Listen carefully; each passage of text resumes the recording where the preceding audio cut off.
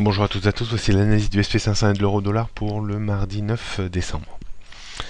Le SP500 engage une petite phase de correction technique depuis la zone de résistance importante des 2075-2080 points.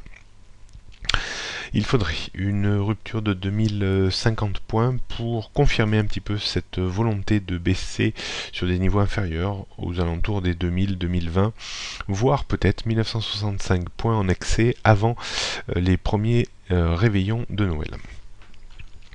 On note donc toujours la même résistance qui sera vraiment certainement compliquée un petit peu à déborder, 2075-2080 points, qui correspond également à des résistances obliques de long terme, voire très long terme, que l'on peut faire passer dans cette zone-là. Le support 2050 points, niveau très important avant 2020, 2000 et 1965 points. On peut quand même considérer que la tendance reste haussière au-dessus de 2050 points. Mais une petite phase de repli serait un mal pour un bien, certainement, pour peut-être terminer un petit peu mieux l'année entre les deux réveillons. Du côté de l'euro-dollar a atteint quasiment l'objectif de baisse qu'on avait fixé autour de 1,22, 1,20. On s'est arrêté à peu près à 1,2250.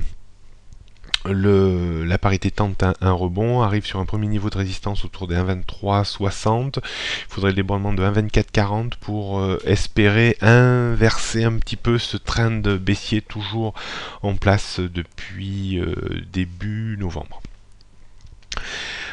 Seul le débordement de 1,26 puis 1,2840 laisserait espérer une correction technique de grande envergure en direction peut-être de 1,30 voire 1,32.